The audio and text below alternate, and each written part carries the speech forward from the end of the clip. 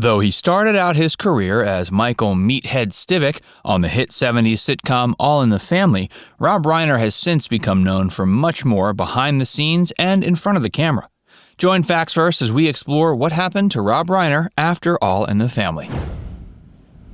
Rob Reiner was born on March 6, 1947 in the Bronx. His father was Carl Reiner, the multi-talented comedian perhaps best known for being the creator of The Dick Van Dyke Show. Rob grew up with an interest in the arts due to his father and attended UCLA Film School. In the later half of the 60s, Rob began acting on TV. Some of the shows he appeared on during the early days include The Andy Griffith Show, Batman, and The Beverly Hillbillies. His first role on the big screen was in his father's 1967 feature, Enter Laughing.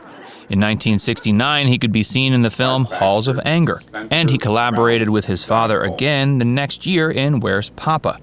During this period, Rob also began following in the footsteps of his father as a comedy writer as well, working on Steve Martin's variety show, The Smother Brothers Comedy Hour.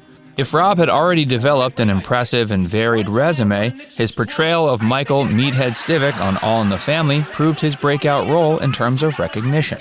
The show premiered in 1971 and lasted till 1979. He portrayed the character for the show's first 8 seasons. Sally Struthers portrayed his wife, Gloria. All in the Family became a groundbreaking and influential sitcom for its political commentary, due in large part to the relationship between Michael and Archie. Some of the many topics the show dealt with include racism, homophobia, feminism, abortion, and the Vietnam War. While not all the views expressed in the show hold up to today's increased scrutiny, the show still holds a place in history for being one of the first of its kind to tackle such controversial topics.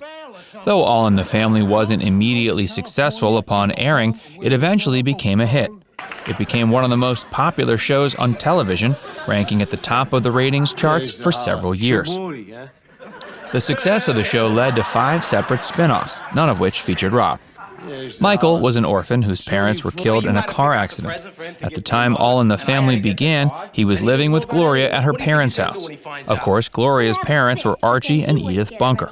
Although Michael's relationship with his father-in-law was contentious, his relationship with his mother-in-law was amicable. Edith often served as a mediator between the two, although she wasn't afraid to defend her husband when he deserved it. While Archie Bunker represented firm, old-fashioned tradition, his son-in-law represented the progressive values of the 60s. Michael functioned as a spokesperson for the 1960s counterculture, although his character never made any mention of that counterculture's darker elements. Despite the fact he espoused progressive values, Michael was still a character with many personal flaws, but his heart was in the right place, at least at first. When Rob didn't want to reprise his role for spin-off Gloria, his character was written off as having left his family to live on a hippie commune. Rob and Gloria didn't have any children when the show started, but were eventually given a son in the form of baby Joseph. Earlier in the show's run, Gloria had become pregnant and suffered a miscarriage. Her father-in-law gave Michael the nickname Meathead during their initial meeting, which was portrayed in the flashback. As the story went, Archie had been called a meathead when he was young and was simply doing to Michael what had been done to him. Of course, the term referred to the fact that Archie didn't think his son-in-law's brain was up to snuff. Rob left All in the Family after the show's 8th season and didn't return for any of the spin-offs. In addition to Gloria, there had also been 4 others, including Archie Bunker's Place, Maude, and the Jeffersons. While Rob continued acting after leaving the show, his career after it has truly been defined by his work as a director. Hey, if you're enjoying this video so far, be sure to give it a like and subscribe to Facts First if you haven't already.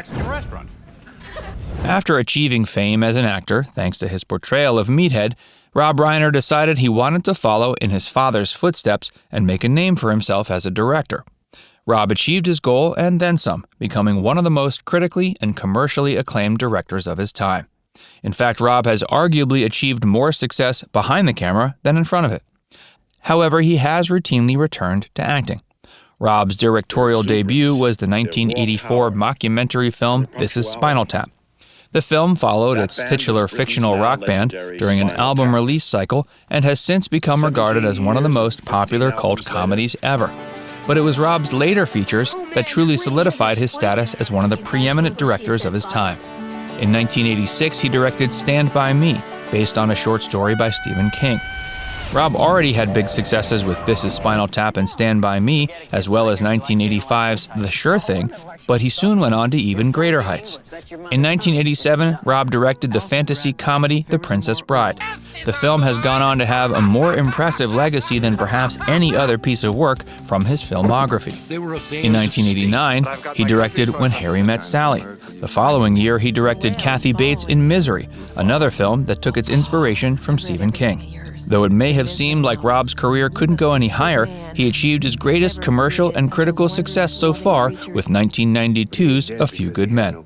After the release of A Few Good Men, Rob's directorial career took a downward trajectory. It started with the 1994 feature North, which was a notorious flop with both audiences and critics. Siskel and Ebert infamously criticized the film, taking umbrage with what they considered to be offensive stereotypes. Rob returned to success with 1995's The American President. Since The American President, Rob has continued returning to the director's chair every few years with varied results. Some of his notable features in recent years include 2016's LBJ and 2017's Shock and Awe. Both films had a political slant, a sign of Rob's increasing political interests. The star was always liberal, though he has become more outspoken as time has gone on. Nowadays, Rob is known as much for his activism as he is for his acting and directing. He's become so famous for his outspoken activism, he was even made the butt of a joke in an episode of South Park. In addition to Rob's continued work behind the scenes, he also hasn't been afraid to keep popping up in front of the cameras. Rob made a notable return to TV after several years with a recurring role on the hit comedy New Girl that lasted from 2012 to 2018. And he appeared in Martin Scorsese's memorable 2013 feature The Wolf of Wall Street, portraying Max, the father of Leonardo DiCaprio's real-life criminal Jordan Belfort. Rob has been married twice in his life and has 4 children. His first marriage was to another TV star who later became a famous director, Penny Marshall. Penny's directorial debut didn't come until after her marriage to Rob came to an end. They were married in 1971 and divorced a decade later. Though they had no biological children, Rob adopted Penny's daughter from her previous marriage, whose name was Tracy. Tracy has since given Rob several grandchildren, though Penny passed away in 2018, at age 75. Rob married his second wife, photographer Michelle Singer, in 1989, and they're still married. They met while filming When Harry Met Sally. They have 3 biological children together. Their first child was son Jake, born in 1991, son Nick followed, born in 93, and daughter Romy was born in 97. Rob has continued his political activism into his older age, having campaigned for Hillary Clinton in 2016 and Joe Biden in 2020. The star has been a vocal detractor of former President Trump, having called for the politician's impeachment during his presidency due to what he believed was serious mishandling of the COVID-19 pandemic. And Rob was one of many celebrities that vocally espoused the theory that Trump's securing of the 2016 election had been the result of criminal influence exerted by Vladimir Putin and Russia. According to Rob, his next project will be a 1-season series depicting the relationship between Trump and Putin, though the series was only an idea at the time Rob shared it with journalists. Now it's time to hear from you. Comment down below to share if you're surprised to learn about all the things Michael Meathead Stivic has been up to since All in the Family.